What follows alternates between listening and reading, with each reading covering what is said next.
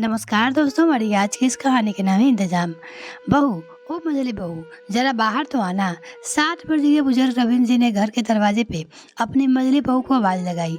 जी आई पिताजी। अंदर से एक करीब 26-27 वर्षीय युवती संध्या ने अपने घर पर पल्ला संभालते हुए बाहर बरामदे की तरफ कदम रखा। संध्या रविंद्र जी के दूसरे नंबर के बेटे आदित्य की पत्नी थी। गेहुआ रंग भरा हुआ चेहरे, इन सब के साथ चेहरे पे एक ऐसा सम्मोहन था कि सामने वाला प्रभावित हुए बिना रह ही नहीं सकता था। संध्या ने रविंद्र जी को मुलाकात एक रिश्तेदार की शादी में हुई थी। आजकल विवाह के पंगत में बिठाकर खिलाने चलना तो खत्म ही हो गया है। सब संयोजित हो चुके हैं। खुद परोसे और खुद ही जिमो, घराती बाराती सब चकाचौंध और नित्य गान व्यस्त और वर और वधू प्रोटेशन में व्यस्त है। कुल मिलाकर शादी विवाह में आने वाले आगंतुक को अपनी पेट पूजा स्वयं ही करनी पड़ती है। इस व्यवस्था से पीसते हैं हमारे बुजुर्ग और बच्चे। शादी विवाह में इस्तेमाल होने वाली प्लेटें इतनी भारी होती है कि उन्हें उठाए ऐसा लगता है कि जैसे आप कोई पर्वत उठा रखा है। प्लेट में पड़ा दही बड़ा रसगुल्ला के साथ यूं घुल मिल जाता है जैसे सत्ता के लिए दो परंपरा विपरीत विचारधारा के विरोधी पार्टियों को गठजोड़ कर लिया जाता है। कढ़ाई पनीर मिक्स वेज के साथ मिलकर, वेज राइस सलाद के साथ मिलकर बेचारा निर्दोष पापड़ एक कोने में पड़ा रहकर ये याद दिलाते हैं कि इंद्रधनुष का रंग कैसा होता है। अगर आपको दोबारा कुछ लेने का मन भी हो जाए तो खाने के लिए लंबी लाइन देखकर आप ये सब मोह माया ये सोचकर वहाँ से विचार ही त्याग देते हैं। तो ऐसे ही शादी समारोह में रवि जी खाने के काउंटर पर जाने की हिम्मत जुटाते हुए काफी देर खड़े थे। उन्हें ऐसा देखकर एक 25-26 वर्षीय युवती को काफी देर से रविंद्र जी को जूझते हुए देख रहे थे। उनसे रहा नहीं गया, वो एक प्लेट लेकर लाइन में लग गई। जो 9 युवक बुजुर्ग को पैर रखने की तिनका भर जगह देने को तैयार नहीं थे। एक खूबसूरत नई युवती को देखकर सब अपनी वंश और नारी सम्मान का उत्कृष्ट उदाहरण पेश करते हुए संध्या को जगह देने लगे। आइए आप लोग पहले ले लीजिए। अगर अपनी बात होती तो संध्या कभी न मानती, पर वो काफी देर से देख रही थी कि रविंद्र जी इंतजार कर रहे थे, तो उसे जल्दी खाने के थाली पे सब कुछ परोसा और थाली लेकर रविंद्र जी के पास आ गई और रविंद्र जी के लिए एक कुर्सी का इंतजाम करके उन्हें भोजन ग्रहण करने के लिए कहा।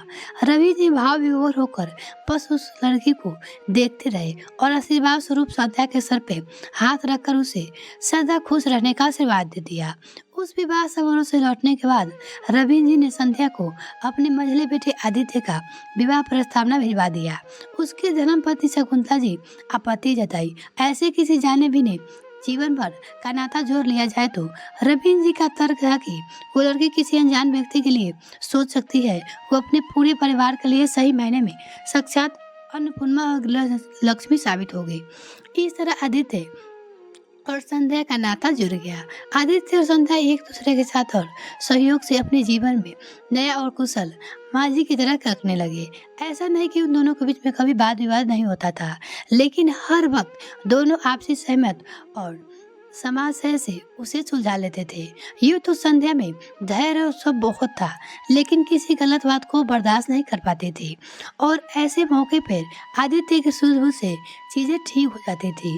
पति पत्नी का रिश्ता सीमा जोजे पे बैठे उन दो व्यक्तियों जैसा होता है कि जब एक व्यक्ति ऊपर जाए तो दूसरों को बैलेंस बनाने के लिए नीचे जाना होता है, या यूँ कहे कि थोड़ा झुकना होता है। जब एक शादी थोड़ी क्रोध दिखाए तो दूसरे प्रेम करके बारिश की मीठी फुहार बनकर बरसाना पड़ता है। संध्या का स्वभाव ऐसा था कि वो पूरे परिवार में बहुत आसानी से घुल मिल गई। वो अपना सारा वक्त खुद को व्यस्त रखने का प्रयास रखती थी। अगर घर की बाकी औरतें पंचायत करती तो वहाँ से हटकर अपने आप को किसी को रचनात्मक कार्य में व्यस्त कर लेती थी।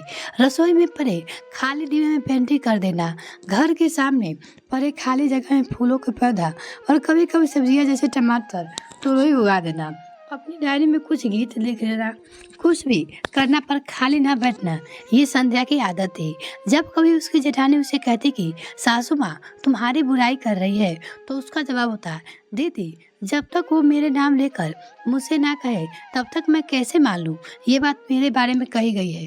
बाकी अगर माँ कुछ कहेगी मुझे और सुधार करने के लायक लगा तो मैं सुधार लूँगी, और अगर वो गलत समझ रही है तो समय के साथ समझ जाएगी। संध्या नॉनवेज नहीं खाती थी क्योंकि अपने स्वाद के लिए किसी की जीभ की हत्या करना उसे गवारा नहीं था। लेकिन अगर किसी जानवर को पालने की बात आए तो वो इस बात से पीड़ित हो जाती थी।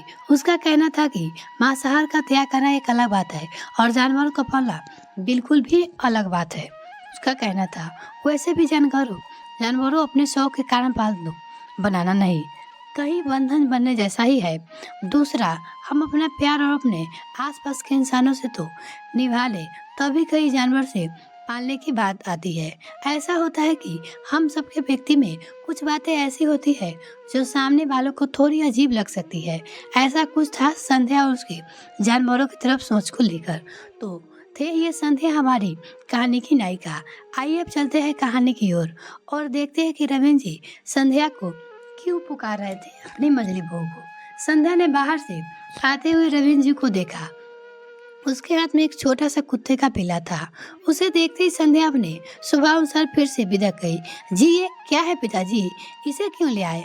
आप तो जानते हैं ना, फिर भी आप सब लोग तो घर से बाहर चले जाएंगे, फिर मुझे ही सब देखना होगा। संध्या के बात सुनकर रविंद्र जी ने कहा, शांत हो जाओ बहू, मैं इसे पालने के लिए नहीं लेकर आया हूँ।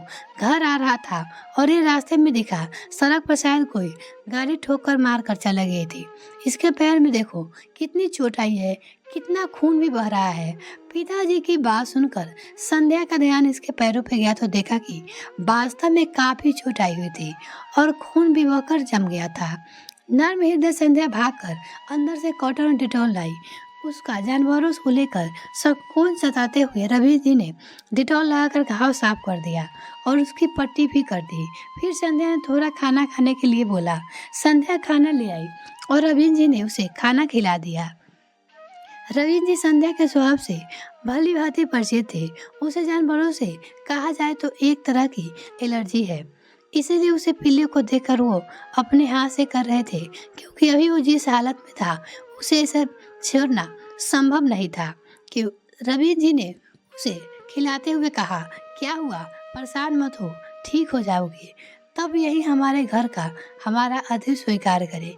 किस नाम से पुकारे तुम्हें? चलो तुम्हारा नाम शेरू रख देते हैं। रवि जी अपने नए नवेले दोस्त शेरू से बता रहे थे और वो भी अपने आँख से उन्हें ठुकुर ठुकुर देखता हुआ जैसे उनको मौन सहमति दे रहा था। ऐसे ही दिन बीतते रहे। संध्या शेरू का भोजन बनाकर रख देती और कभी रवि जी तो कभी अरविंद उसे खिला देता। उसे बीतते का साथ शेरू का घाव भी भरता जा रहा था। बस कुछ दिन बदला ही था तो संध्या उसकी तमाम उदासीन रवैया शेरू को घर से बाहर ही बनाने में रख दिया गया था। और संध्या जब शेरू के लिए भोजन लेकर आती तो शेरू अपनी खामोश निगाहों से उसे ताकता रहता। इस तरह संध्या का भाव एवं चेहरा देखकर हो करके अपने आप सिमट जाता। आज शुक्रवार का दिन था। रविंद्र जी अपने दोस्त महेश की तबीयत खराब होने के कारण उनसे मिलने गए थे। उनको रात तक आने की संभावना थी। वही दूसरी तरफ अरविंद भी ऑफिस की किसी मीटिंग में शहर से बाहर गया था। उसे दूसरे दिन आना था। इत्तेफाक से संध्या आज घर पे अकेली थी। रविंद्र जी शेरू को दोपहर का खाना खिलाकर गए थे। शाम हो चली और बरखा यानी रानी सुबह हो चुकी थी। संध्या का शाम का दीपक जलाने के बाद रविंद्र जी को आने को मना कर दिया था कि अगर बारिश तेज हो गई तो उन्हें असुविधा का सामना करना पड़ेगा। शेरू के लिए खाना पूछने पर संध्या ने कहा रोज की तरह उसे बाहर से ही खाना खिला देती, वो चिंता ना करे। और फिर वो शेरू को उसको खाना दे आई। शेरू ने हमेशा की तरह उसे भावहीन चेहरे को देखा और खाना खाकर अपनी जगह पे दुबक गया। आज सुबह से बादलों में नीले आसमान को असक्षित कर श्याम बन कर रखा था।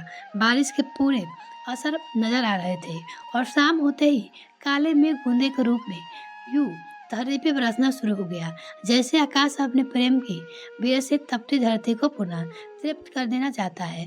प्रेम की मीठी फुहारों से शुरू हुआ ये सफर कब घन घोर काली घटाओं में परिवर्तन हो गया था पता ही नहीं चला। बरसात अपने प्रचंड स्वरूप में थी। बादल इतने थे कि आकाश में चमकती तारों लुप्त हो गए थे। बादलों की गड़गड़ाहट के साथ बीच बीच में सिर्फ बिजली की आंखों से सुनिया देने वाली रोशनी जगमगाती और अंधकार में क्षण भर प्रकाश होता था, जैसे हम दुनियावी मोह माया के आकांड डूबे लोगों को कृपया थोड़ी देर सही आध्यात्मिक ज्ञान प्राप्ति हो जाती। नदियों को धाराएं अपने उच्चतम वेग पे बहकर तटबंधों को तोड़कर यह व्याकुल कुल मिलाकर ऐसा समा था जैसे रात्रि घटा था। जब कृष्ण जन्म के समय काली घनघोर घटाए के बीच में यमुना नदी अपने उफान पे बह रही थी और सब कुछ अपने अंदर समाहित करने की आतुर ही पर भगवान श्री कृष्ण चरण रख ले जाने के पश्चात शांत हो गए थे। आज भी कुछ ऐसा ही समा था, बस अंतर इतना था कि दो द्वारपाल युग था जहाँ यमुना वेग शांत करने के लिए श्री कृष्ण अपने चरण रथ देने वाले प्रस्तुत थे। पर आज के समय में प्रकृति सिर्फ एक व्यक्ति नहीं, आस्था है, विचार है, करुणा और प्रेम का विवेक है, सही और गलत में भेद करने का। तो जब भी हमें श्री कृष्ण का साथ चाहिए तो हमें अपने अंतर मन को झांकना चाहिए और वो विश्वास करना चाहिए कि हमारे भीतर के श्री कृष्ण हमें सही राह दिखाएंगे। आज की रात तो बारिश अपने पूरे चलन पे थी और थमने का नाम ही नहीं ले रही थी और उधर संध्या भी एक अंधेरे में घिरी हुई थी। बाहर बारिश की हालत से मौसम ठंडे का एहसास हो चला था तो घर के भीतर आराम से थी, पर बाहर शेरू उसी हालत में अकेला था। घर में कोई और सदस्य नहीं था जो शेरू को अंदर ले आता। जैसे जैसे बिजली कड़कती थी शेरू कू कू की आवाज आती थी। काफी देर से संध्या उपमोह में थी पर उसके अंदर में कृष्ण की विजय हुई। वो एक झटके में शेरू शेरू पुकारते दरवाजे की तरफ बढ़ी। ठंड से सुकुरे शेरू ने संध्या की तरफ देखा और हमेशा की तरह अपने में सिमट गया। आज वो एक भावहीन चेहरा नहीं था, वहाँ उमड़ी हुई थी ममता, जहाँ कभी थी करुणा का दया। जानवर बोलते नहीं पर उनकी संवेदनशीलता हम इंसानों से कई अधिक होती है। ममतामयी उन आंखों को देखकर शेरू से पूछ लाते हुए संध्या के पीछे पीछे अंदर चला गया। संध्या ने घर के किवाड़ बंद कर दिए पर उनके मन में किवाड़ हमेशा के लिए खुल चुके थे। मिलते हैं फिर नेक्स्ट फ्रेंड, तब तक के लिए bye. Thanks for watching this video. अगर मेरे चैनल को अभी तक सब्सक्राइब नहीं किया तो प्लीज मेरे चैनल को जल्दी से सब्सक्राइब कीजिए, साथ ही बेल आइकन प्रेस करें ताकि मेरे और वीडियो का नोटिफिकेशन सबसे पहले आपको मिल सके। धन्यवाद।